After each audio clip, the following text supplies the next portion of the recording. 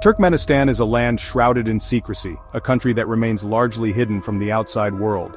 Its capital, Ashgabat, gleams with marble and gold, yet behind this dazzling facade lies a society few truly understand.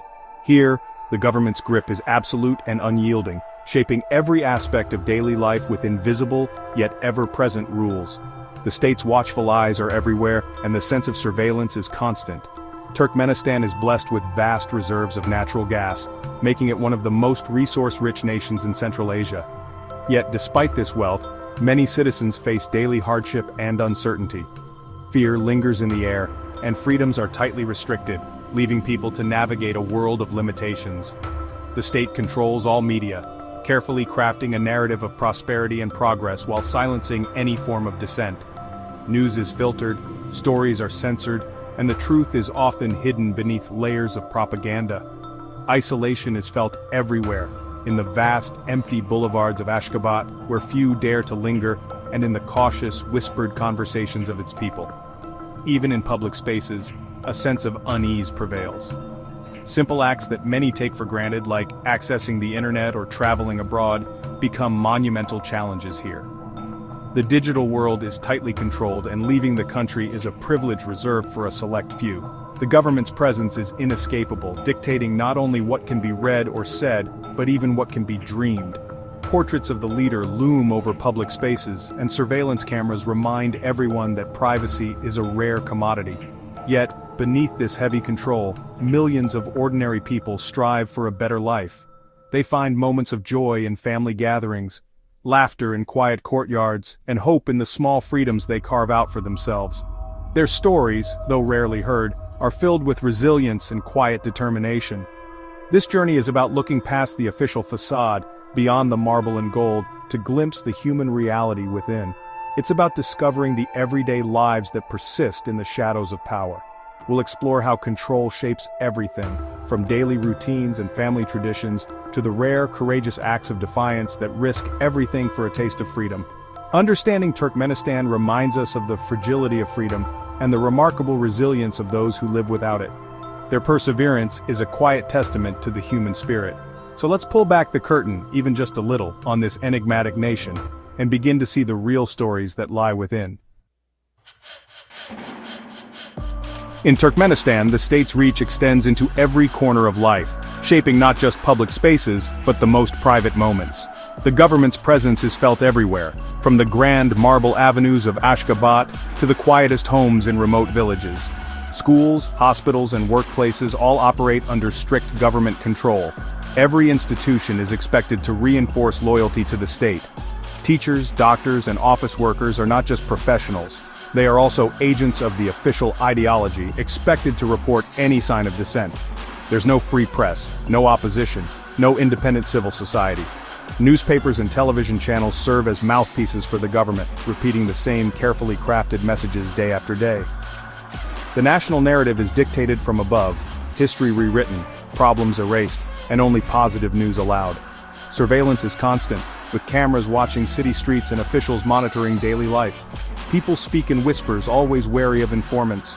Even casual conversations can be risky, as anyone could be listening or reporting back to authorities. Even at home, self-censorship is a survival skill, and trust is a rare commodity. Families learn to guard their words, never sure who might overhear or misunderstand. The psychological toll is immense: anxiety, isolation, and the exhaustion of always wearing a mask.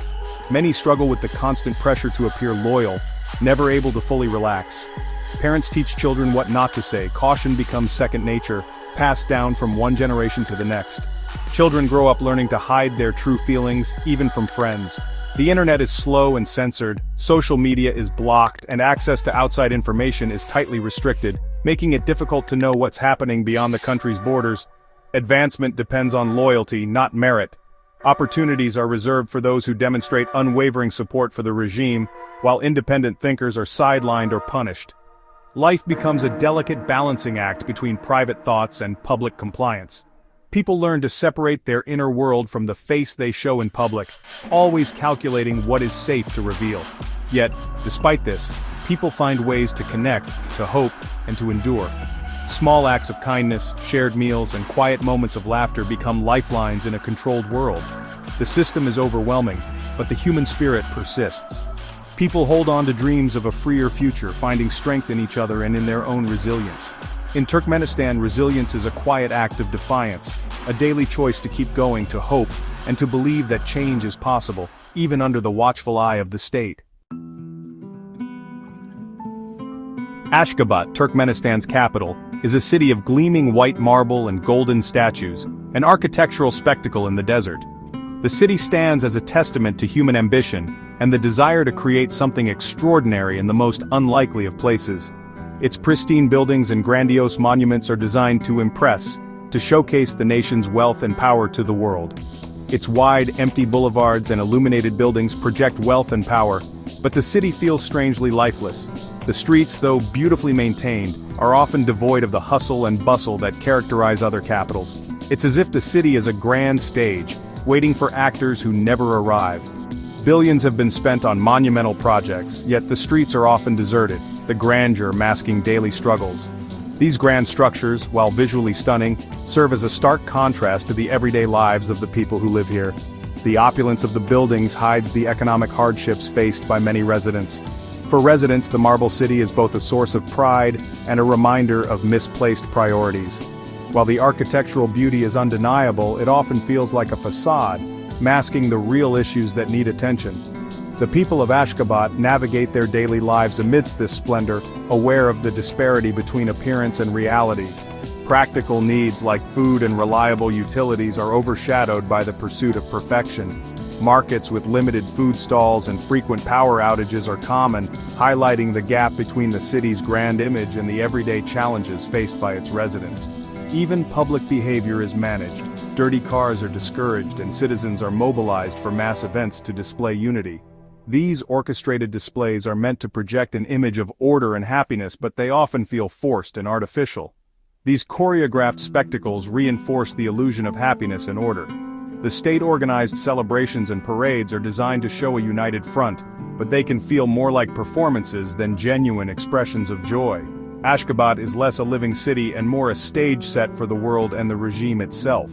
The pristine architecture and empty squares give the impression of a city designed for show rather than for living.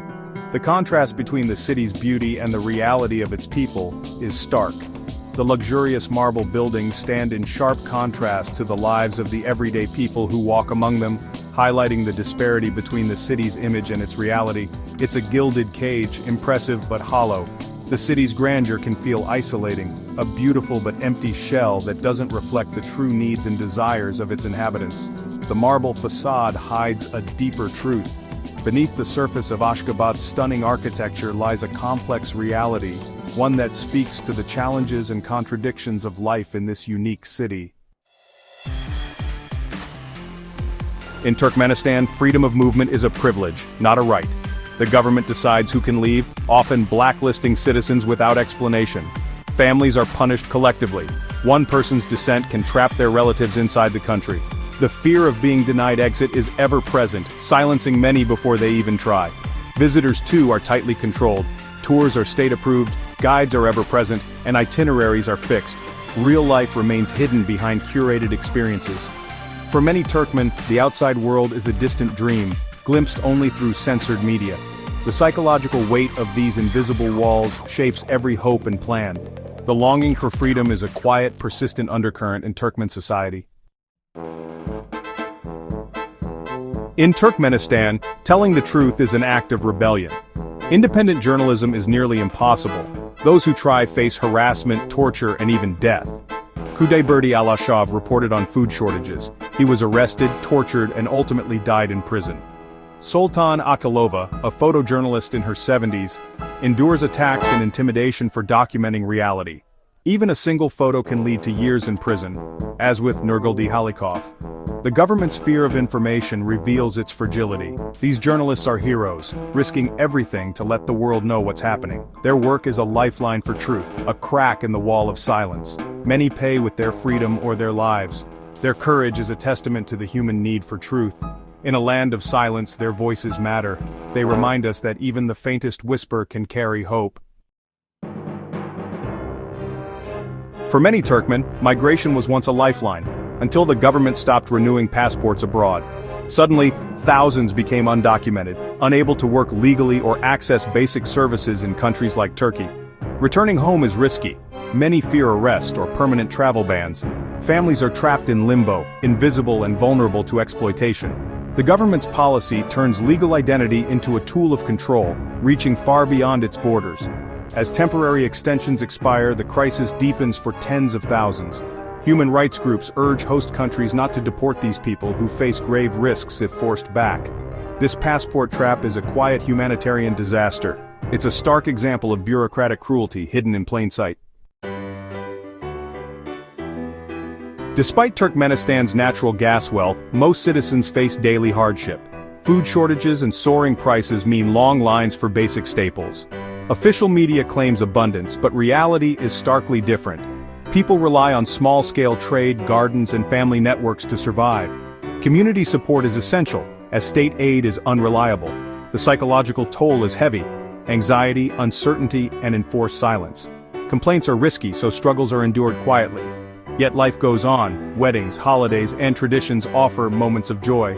Cultural pride and resilience shine through, even in adversity. In these small acts, the enduring spirit of the Turkmen people is revealed. In Turkmenistan, silence is a survival strategy.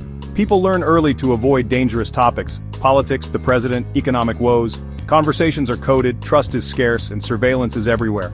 This enforced quiet isolates individuals, making collective action nearly impossible. The information vacuum is profound. Citizens know little of the world, and the world knows little of them. The regime's impunity thrives in this silence. Yet, a few brave voices break through. Journalists and activists who risk everything to tell the truth. Their stories are a lifeline, a crack in the wall. Even faint, these voices matter. They ensure Turkmenistan's story is not lost to silence. Turkmenistan's story may seem distant, but it's a universal one, about dignity, freedom, and the right to shape your own life. The struggles of its people are human tragedies, not just political issues. By learning and sharing these stories, we bear witness and refuse to let their suffering remain invisible. Supporting independent journalism and human rights work is vital. Every act of awareness and solidarity matters. The Turkmen people endure, finding ways to love, create, and hope despite repression. Their quiet courage is an inspiration. By paying attention, we honor their resilience and keep hope alive. Our shared humanity connects us all, from the busiest city to the most isolated desert. Thank you for listening and for caring about these stories.